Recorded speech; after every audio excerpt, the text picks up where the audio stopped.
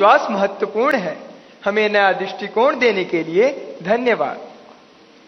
अद्भुत जनजातीय संस्कृति को समेटे पूर्वोत्तर भारत के राज्य त्रिपुरा के प्रणवानंद विद्या मंदिर पश्चिम त्रिपुरा की छात्रा आद्रिता चक्रवर्ती हमसे ऑनलाइन जुड़ रही हैं तथा परीक्षा के तनाव से मुक्ति हेतु माननीय प्रधानमंत्री जी से अपनी समस्या का समाधान चाहती हैं। आद्रिता, कृपया अपना प्रश्न पूछिए। नमस्कार माननीय प्रधानमंत्री महोदय, मेरा नाम आद्रिता चक्रवर्ती है। मैं प्रणवानंद विद्या मंदिर पश्चिम त्रिपुरा में कक्षा 12वीं की छात्रा हूँ। मेरा आपसे यही प्रश्न है कि पेपर खत्म होने के आखिरी कुछ मिनटों में मैं घबरा जाती हूँ और मेरा लिखावट भी बिगड़ जाती है। मैं इस स्थिति से कैसे निपटूं? मुझे इसका समाधान दीजिए। धन्यवाद श्रीमान। Thank you आद्रिता।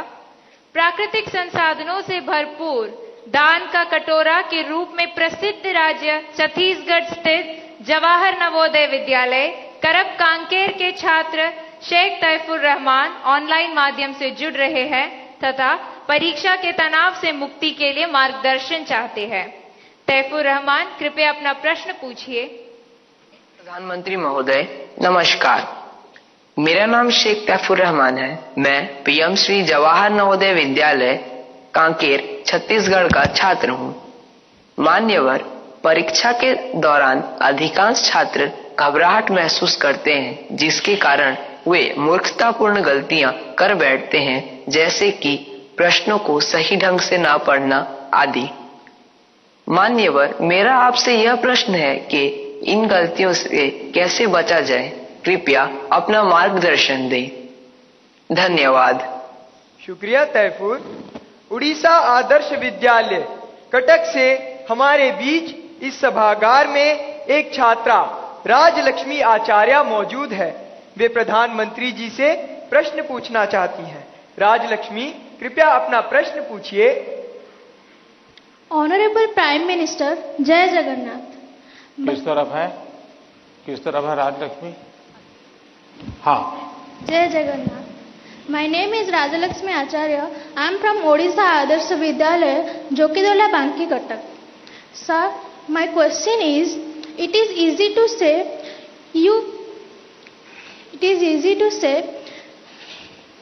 you face exam with a cool mind, but in exam hall the situation is so scary, like don't move, look straight and so on. Then how can it be so cool? Thank you, sir. धन्यवाद राजलक्ष्मी।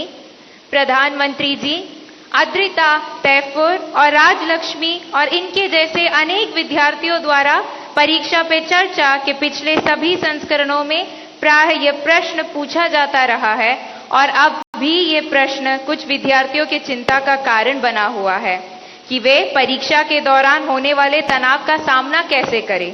कृपया इनका मार्गदर्शन कीजिए। घूम फिर करके फिर तनाव आ गया। अब ये तनाव से मुक्ति कैसे हो?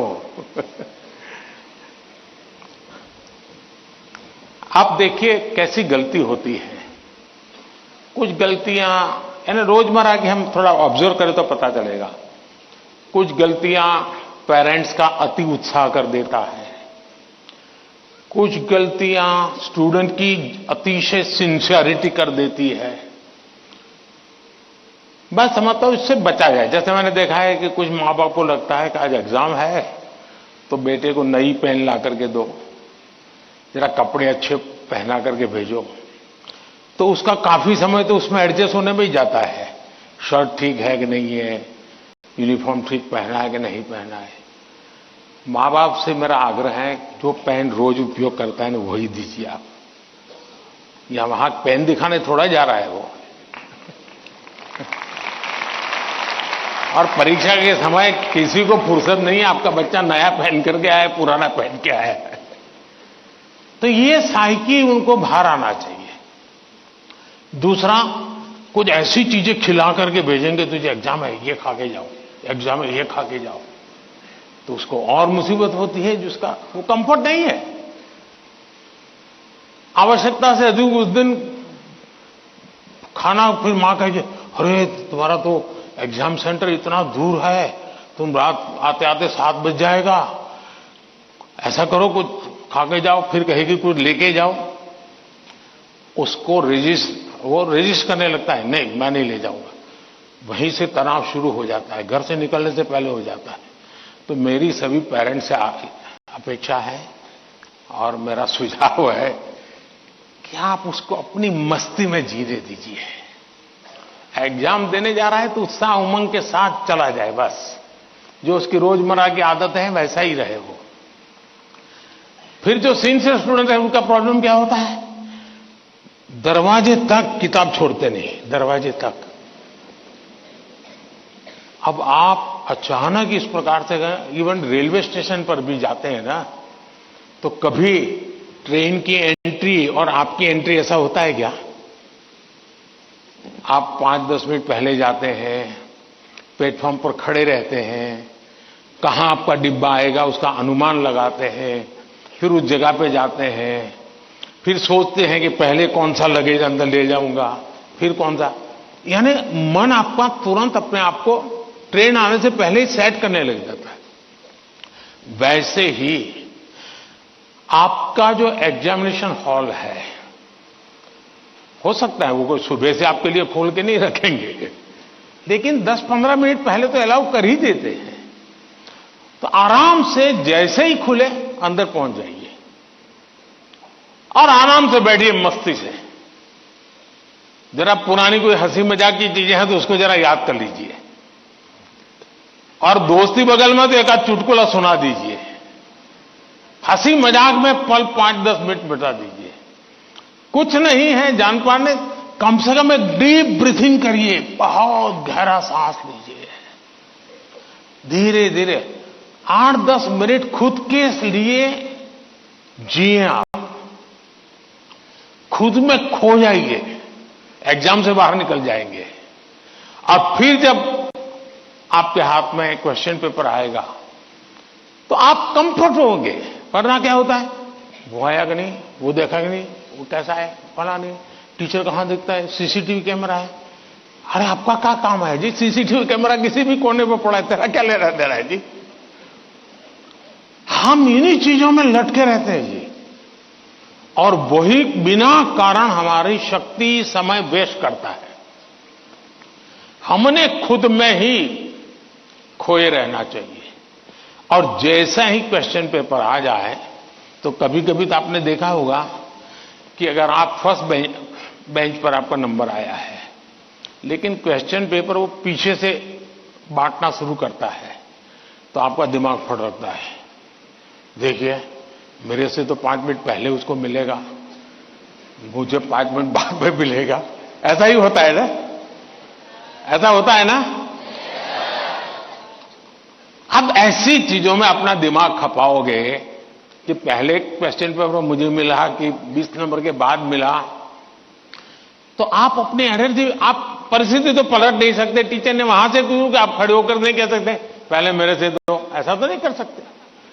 तो आपको पता है ऐसा होना, फिर ऐसे ही अपने आप को एडजस्ट कर लेना चाहिए। एक बार आप ये अगल बगल की सारी दुनिया, और हम बचपन से पढ़ते तो आए हैं, वो अर्जुन को पक्षी की आंख वाली कथा तो सुनते रहते हैं, लेकिन जीवन में आता है तो नहीं, पेड़ भी दिखता है, पत्तियां भी दिखती है, तब आपको वो पक्षी की आंख नहीं दिखती है।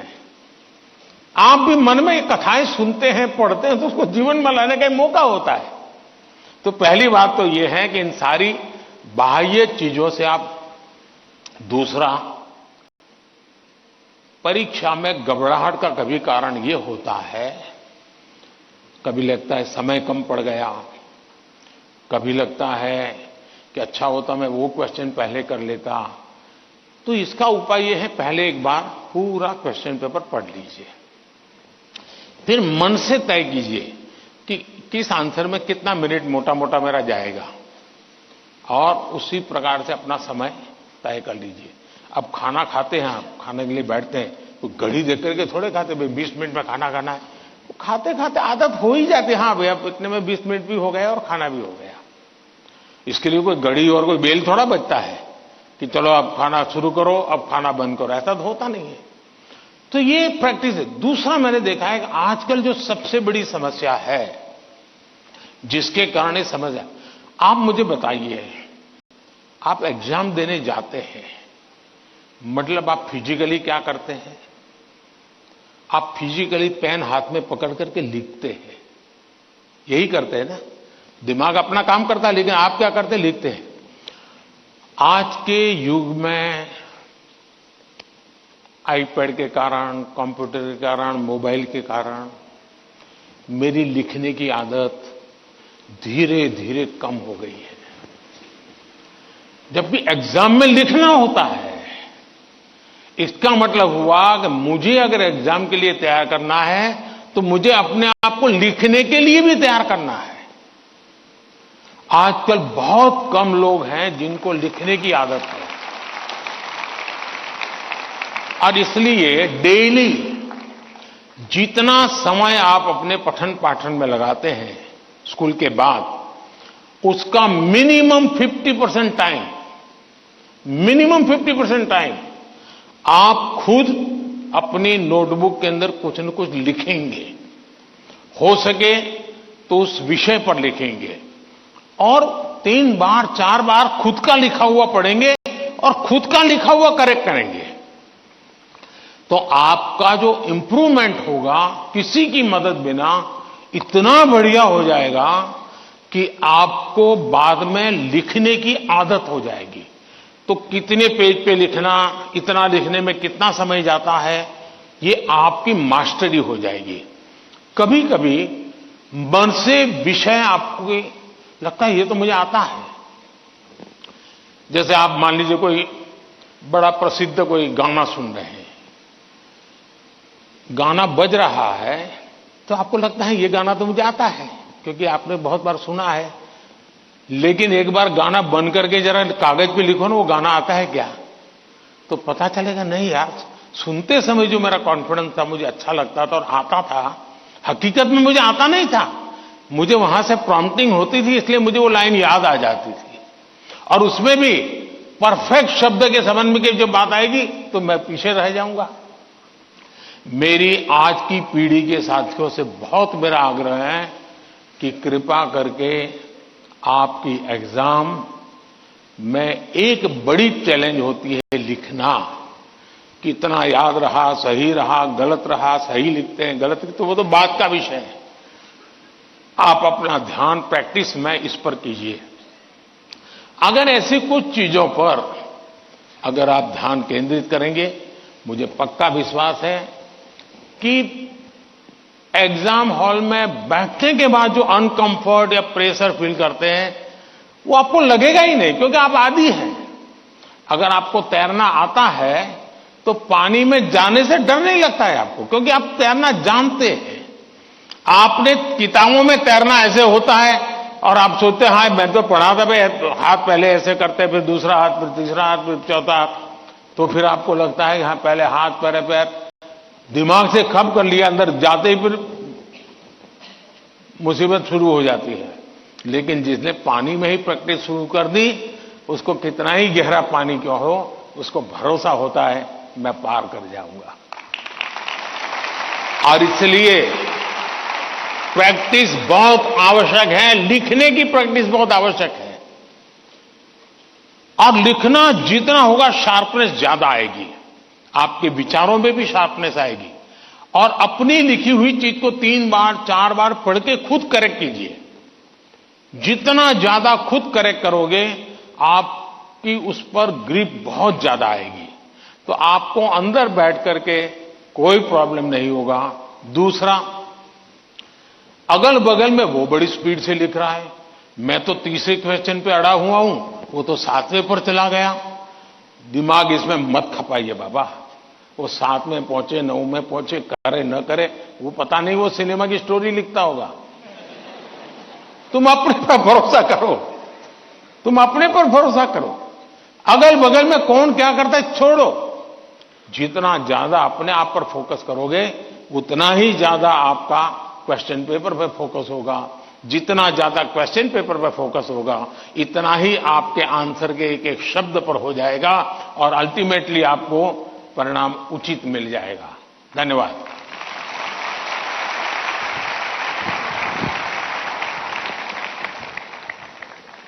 धन्यवाद पीएम सर। तनाव प्रबंधन का ये सूत्र जीवन भर हमें प्रेरित करेगा। प्रधानमंत्री जी, राजमंद राजस्थान के छात्र धीरज सुथार, जो कि government senior secondary school Kundwa में पढ़ते हैं, हमारे बीच इस हॉल में मौजूद हैं और आपसे प्रश्न पूछना चाहते हैं। धीरज, कृपया अपना प्रश्न पूछिए।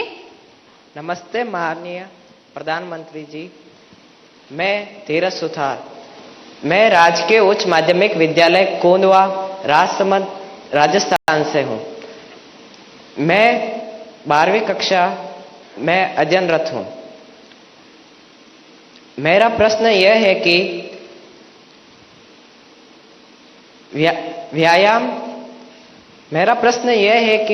व्यायाम के साथ साथ पढ़ाई को कैसे मैनेज करें, क्योंकि शारीरिक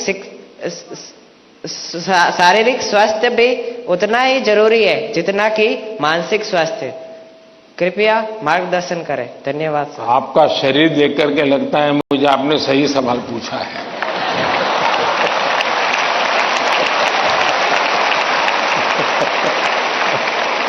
और आपकी ये चिंता भी सही होगी।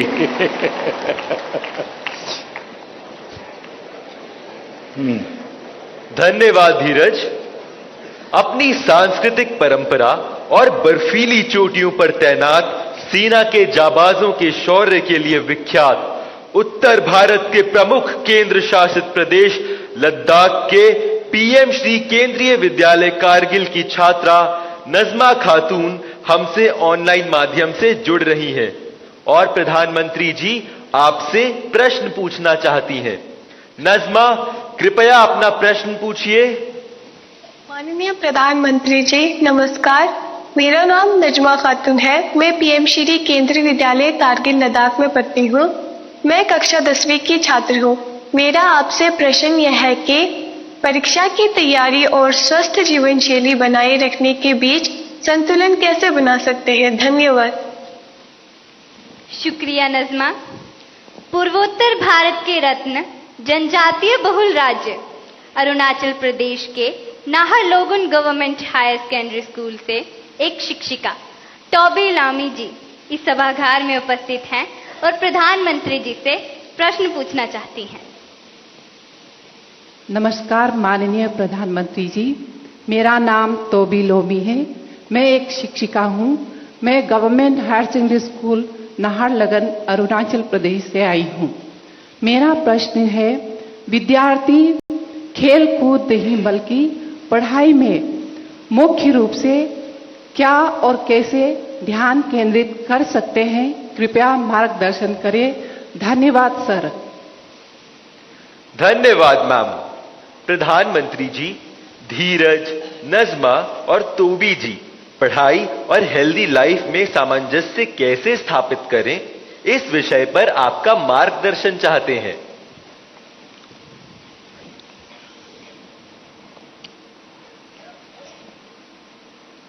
आप में से बहुत सारे स्टूडेंट्स मोबाइल फोन का उपयोग करते होंगे और कुछ लोग होंगे शायद उनको घंटों तक मोबाइल फोन की आदत हो गई होगी। लेकिन क्या कभी ऐसा विचार आया मन में कि नहीं मैं रिचार्जिंग में फोन रखूंगा तो मेरा मोबाइल का उपयोग कम हो जाएगा, इसलिए रिचार्जिंग नहीं करूंगा। अगर रिचार्जिंग नहीं करूंगा तो मोबाइल काम करेगा क्या? करेगा क्या? तो मोबाइल जैसी चीज जो रोजमर्रा देखते हैं उसको भी चार्जिंग करना पड़ता है, नहीं करना पड़ता है? अरे जवाब तो दीजिए। रिचार्ज करना पड़ता है, नहीं करना पड़ता है? अगर मोबाइल को करना पड़ता है तो ये बॉडी को करना चाहिए कि नहीं करना चाहिए?